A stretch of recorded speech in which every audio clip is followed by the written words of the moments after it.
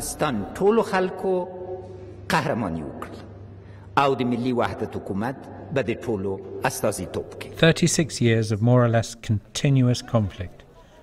Yet Afghanistan, against the odds, now faces an opportunity to achieve political stability and peace. The challenges should not be underestimated. Many mistakes have been made and lessons learned since 2001. But abandonment of Afghanistan by the international community could be disastrous, as would failure by the Afghan elite to unify.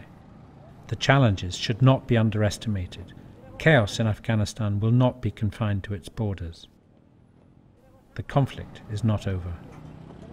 Many countries in the region are concerned about the repercussions that could affect them if our efforts and the Afghan efforts for a stabilized Afghanistan were to fail. The reverse is also true. I think the region has many possibilities for which it could support Afghanistan and our work there. There are many ways to achieve something that in the end would not just be good for Afghanistan but for the region as a whole. 2014 saw more civilians, soldiers and police killed and injured than in any year since 2002.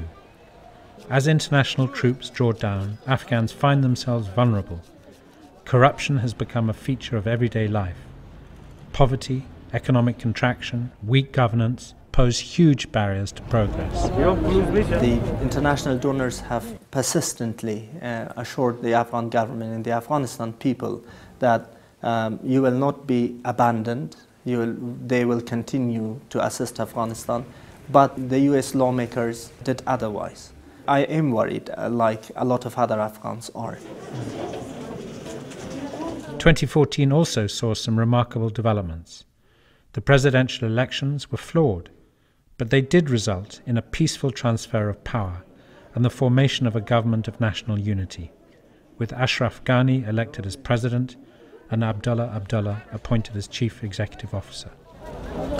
Everybody got kind of matured in this election because we have already passed few elections. Before we didn't have this experience. But this year I'm so optimistic. Most of the media played a huge role of engaging women in their roundtables and programs, but also candidates, which we were not seeing this in the past, were trying to focus on the women's issues. They thought that they cannot ignore a majority of the population, which were women.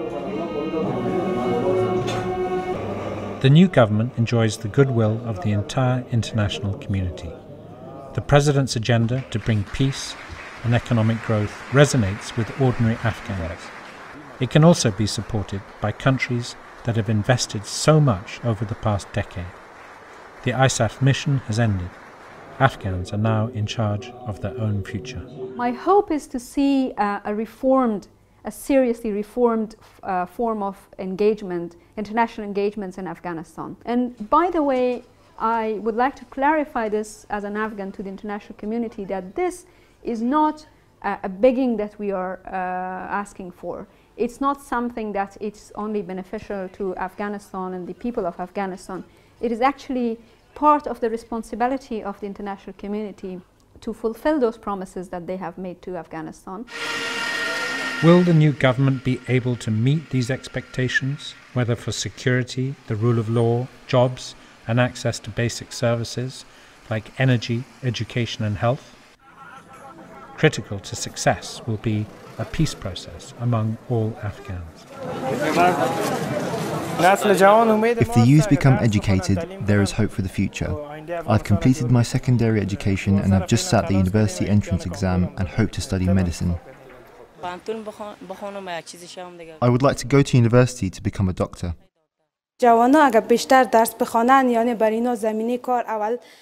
The youth need to focus on completing education, and jobs need to be made available to qualified youth in the country.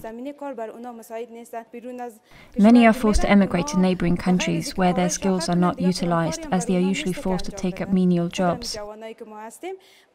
The youth must be given the opportunity to help push the country forward.